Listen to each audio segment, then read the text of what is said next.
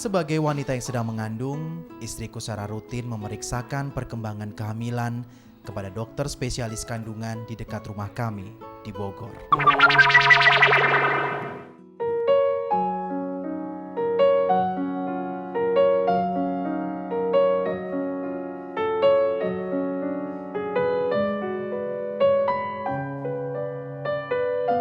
Setahu saya, yang sudah tidak bernadi dan bernafas, konotasinya mati. Jelas di sini ada kesalahan, karena ada saat dan pasca kematian. Apa ini? Itu yang saya yakin di situ ada kesalahan.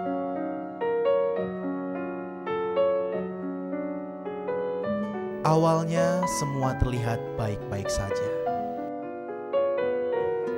Aku juga tak merasa khawatir pada kehamilan istriku, Agian Isna Nauli, untuk yang kedua kalinya.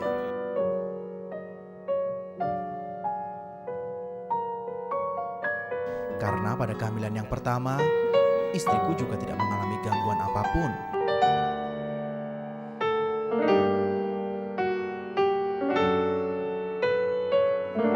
Sebagai wanita yang sedang mengandung, istriku secara rutin memeriksakan perkembangan kehamilan kepada dokter spesialis kandungan di dekat rumah kami di Bogor.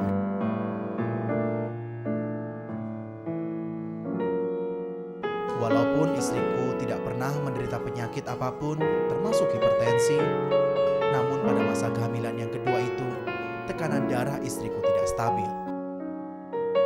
Proses kehamilannya memang kita harapkan dan kita rencanakan bersama, karena mengingat anak yang pertama ini kan sudah 9 tahun. Setelah masa kehamilan istriku memasuki bulan ke-8, dokter yang merawatnya mulai curiga dan ragu dengan hasil pemeriksaan kondisi janin. Alasannya, monitor USG terlalu kecil. Kami pun diberi surat rujukan untuk kembali melakukan USG di satu rumah sakit di Jakarta, karena peralatannya lebih lengkap dan dokternya pun lebih ahli. Dan mendapat kesimpulan dari hasil trimester 3 itu bahwa risiko kehamilan nggak ada. Tapi diagnosis dalam janin itu tidak ada kelainan di dalam janin, normal. Akhirnya pada 20 Juli 2004, keputusan operasi sesar pun diambil. Setelah terjadi pembicaraan antara keluarga kami dengan dokter yang selama ini memeriksa kehamilan istriku di Rumah Sakit Islam Bogor.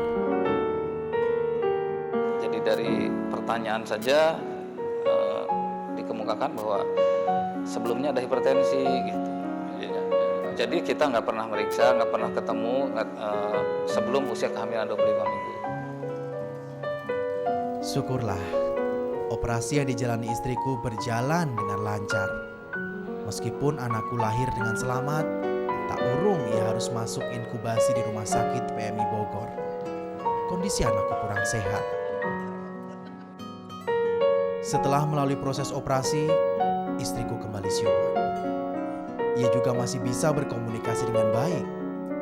Karena kondisi istriku normal dan tidak kurang suatu apapun, malam itu juga ia dibawa kembali ke rumah bersalin untuk beristirahat.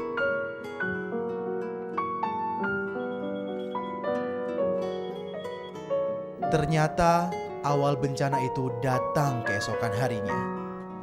Sekitar pukul 8 pagi, seorang bidan menelpon untuk memberitahukan bahwa istriku gelisah sehingga tekanan darahnya naik. Sebelum aku kembali ke rumah bersalin itu, istriku sudah dibawa ke Rumah Sakit Islam Bogor. Jadi karena hipertensinya tidak stabil, kemudian saya kira cukup baik tim dari sini, dokter penyakit dalam begitu diberitahu segera datang. Jadi saya tidak mau memberikan pengobatan apapun di sini karena dianggap sudah minta tolong yang dianggap lebih bagus. Aku pun sempat bertemu dan berkomunikasi dengan istriku untuk terakhir kalinya.